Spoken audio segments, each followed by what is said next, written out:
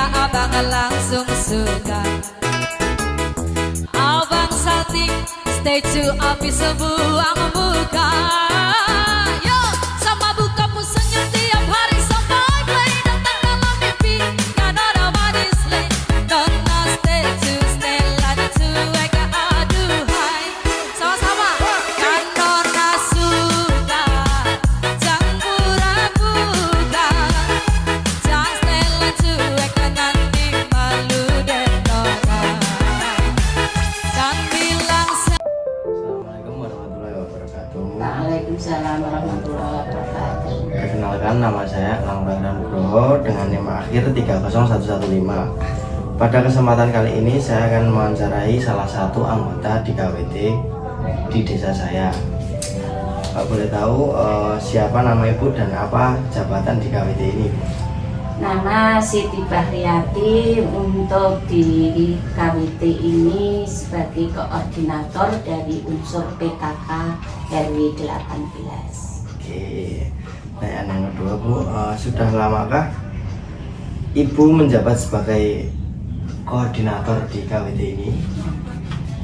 Untuk KWT ini baru merupakan rintisan karena diawali dengan kita diundang dari Kelurahan Prawidirja untuk mengikuti pelatihan. Jadi belum lama ya Bu? Belum 2 bulan. Oke. Selanjutnya, apa yang membuat ibu termotivasi untuk menjadi atau bergabung dengan KWT ini, Bu? Terkait dengan motivasi, karena memang di kota itu sebetulnya kan minim lahan untuk tanah pekarangan untuk pertanian. Tetapi di tanah perkotaan ada teknik untuk penanaman pertanian, istilahnya pertanian perkotaan dengan model polybag, kemudian wall planter, kemudian hidroponik, sehingga itu menggerakkan motivasi kami untuk belajar untuk bisa bertanam walaupun dengan lahan sempit. Oh, yang baik gitu Bu. Berarti KWT ini baru didirikan tahun ini ya Bu?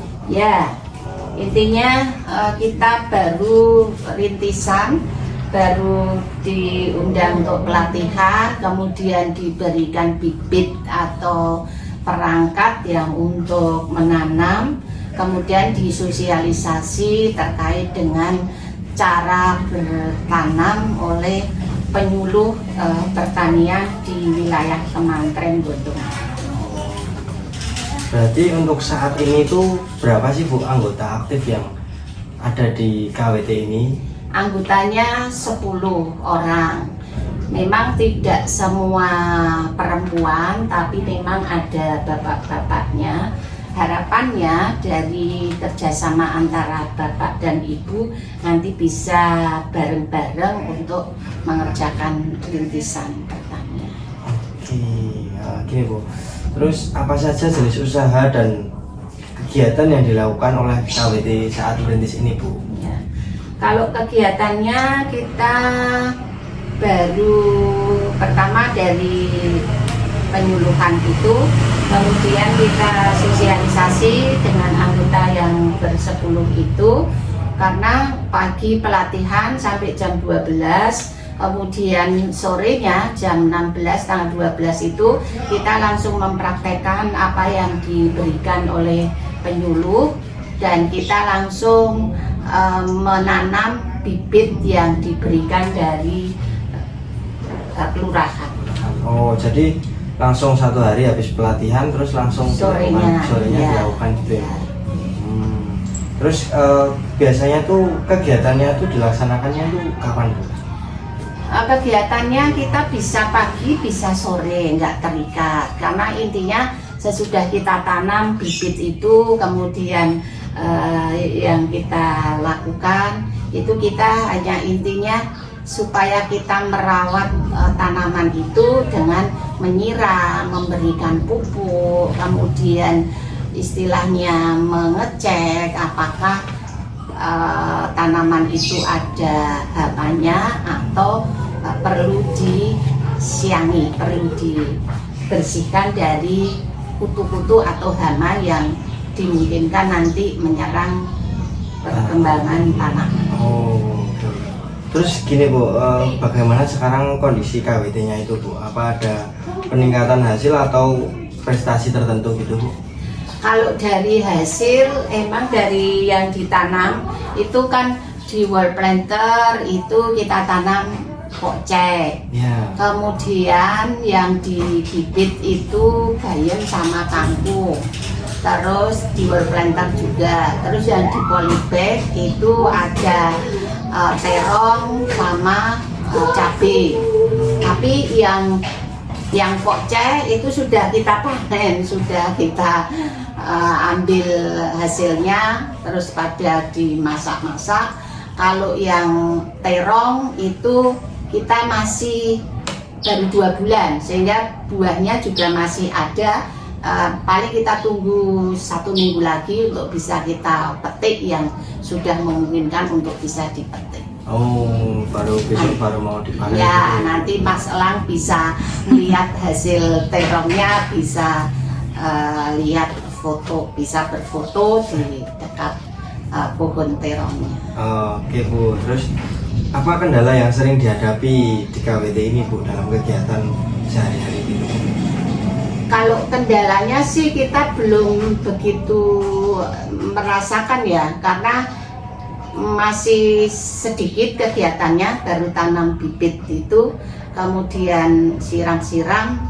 Jadi untuk kendala yang berarti belum, hanya kan nanti harapannya kita setelah ini satu tahapan selesai, mestinya kan ini program pemerintah ini kan diharapkan ada kelanjutannya, tidak hanya berhenti pada ini sudah panen, sudah rampung, tapi harapannya ini selesai, kemudian nanam lagi, kemudian berupaya untuk bisa memotivasi anggotanya untuk bisa. Oke, terus manfaat yang Ibu rasakan setelah bergabung di KWT di sini Bu? Ya, kita tambah ilmu, kita tahu bagaimana cara menanam tanaman yang benar. Karena kalau kita misalnya ada sesuatu, kami mesti telepon sama penyuluh lapangannya, itu Mbak Nisa, itu terus nanti kami konsultasi, Mbak ini ada kendala ini, sebaiknya apa, terus ini perlu dipupuknya kapan, jenis pupuknya apa gitu, sehingga istilahnya kita juga selalu berkonsultasi dengan penyuluh lapangannya. Oh, jadi ada penyuluhnya sendiri juga? Ada penyuluhnya. Oke, terus harapan Ibu untuk perkembangan ekonomi perempuan di desa ini melalui KWT ini apa Bu? Ya, harapannya kalau ini nanti bisa dikembangkan sehingga kita itu bisa mendapatkan hasil, istilahnya kebutuhan sehari-hari, terutama untuk kebutuhan pangan itu bisa tercukupi dari apa yang kita tanam. Gitu Bu. Terus apa pesan Ibu untuk generasi muda agar tidak mengabaikan pertanian sebagai sektor strategis itu Bu? Sebetulnya kalau bagi kami, kalau kami orang-orang tua ya, jadi nggak bisa maksimal. Tetapi kalau untuk generasi muda itu kan masih di dalam usia produktif, kemudian energi tenaganya masih kuat.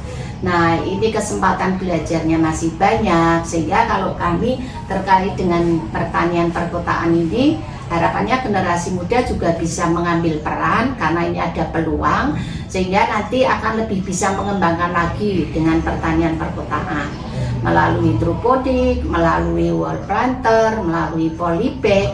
Yang ini anak-anak muda mestinya harus bisa memulai untuk memotivasi dirinya untuk bisa bertanam di pertanian perkotaan. Oke.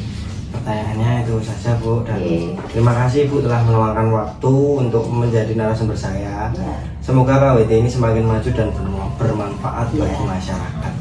Stay tuned, I'll be so blue. I'm a